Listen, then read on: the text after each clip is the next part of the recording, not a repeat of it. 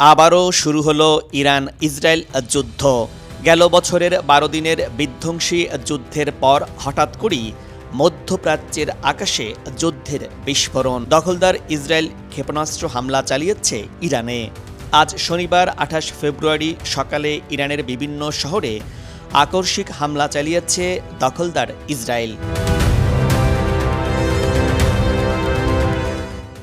ইসরায়েলের প্রতিরক্ষা বাহিনী আইডিএফ হঠাৎ করে ইরানে হামলা করে বসে।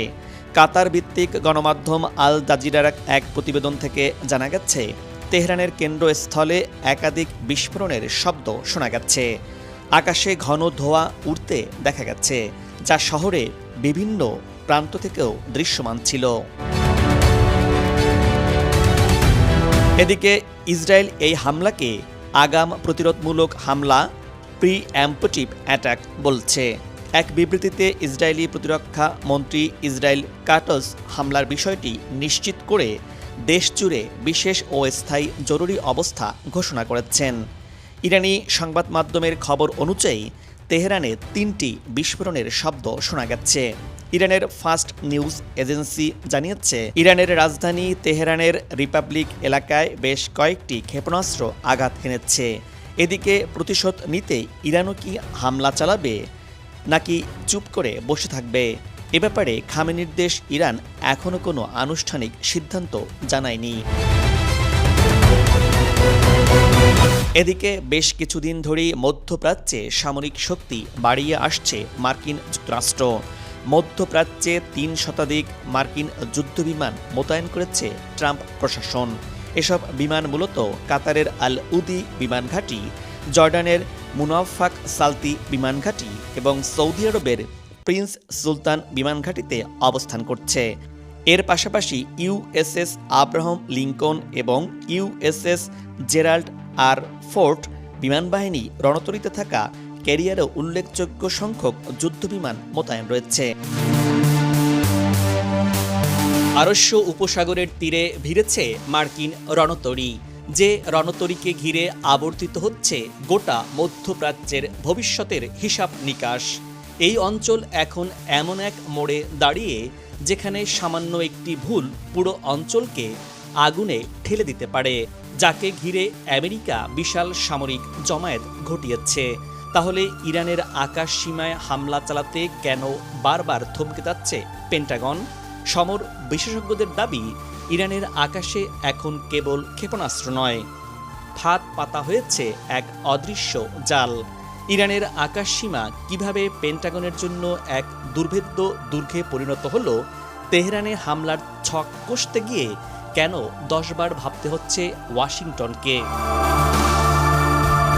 বিশ্ব পরিস্থিতি যেন ক্রমেই উত্তপ্ত আগুন ছড়িয়ে দিচ্ছে, এগিয়ে যাচ্ছে এক অনিশ্চিত অনিরাপদ ভবিষ্যতের দিকে।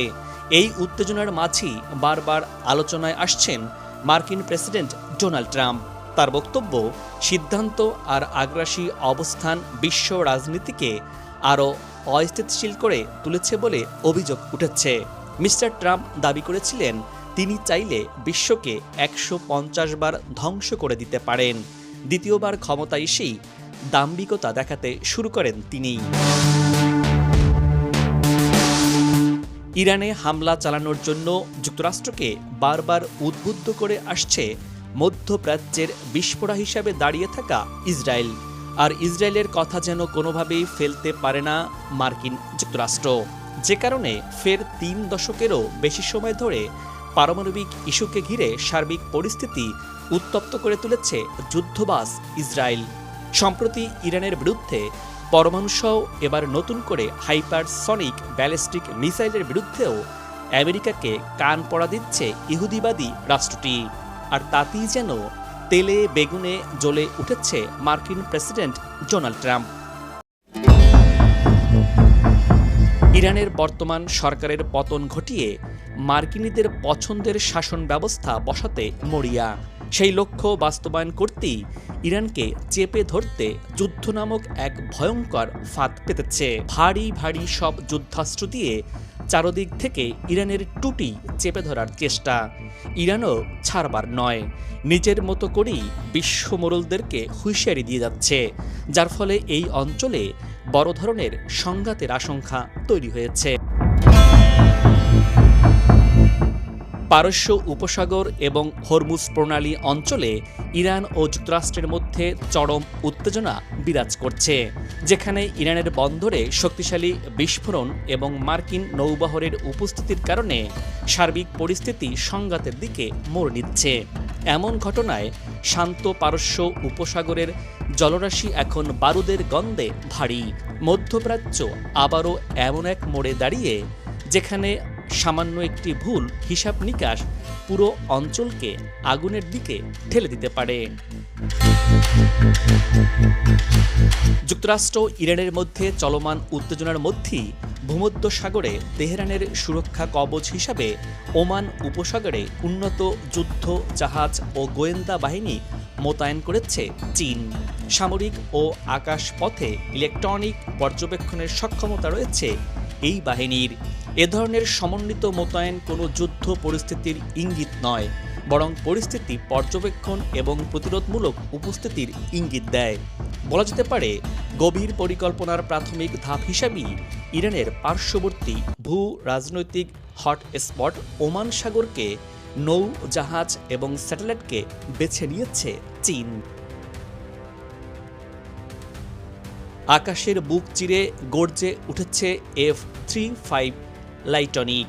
আকাশের রাজা বলা হয় যাকে।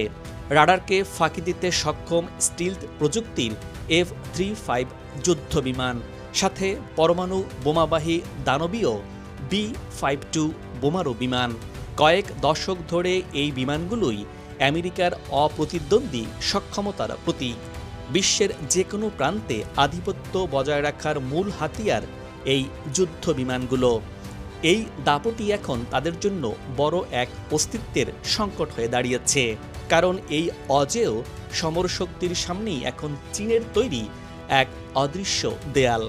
গোয়েন্দা সূত্রের বরাতে বলা হচ্ছে, ইরানকে ঢাল বানিয়ে মধ্যপ্রাচ্যে এক ভয়ঙ্কর ডেটা ট্র্যাপ বা তথ্যের ফাঁদ পেতেছে গণচীন। সাগরের গভীরে হাইটেক সার্ভার এবং মহাকাশে অত্যাধুনিক গোয়েন্দা স্যাটেলাইটের মাধ্যমে গড়ে তোলা হয়েছে এক নিশ্ছিদ্র নেটওয়ার্ক। গোয়েন্দা তথ্য বলছে, ইরানের ভূখণ্ডে চীন স্থাপন করেছে এমন কিছু সিগন্যাল ইন্টেলিজেন্স সিস্টেম যা আগে কখনো দেখা যায়নি।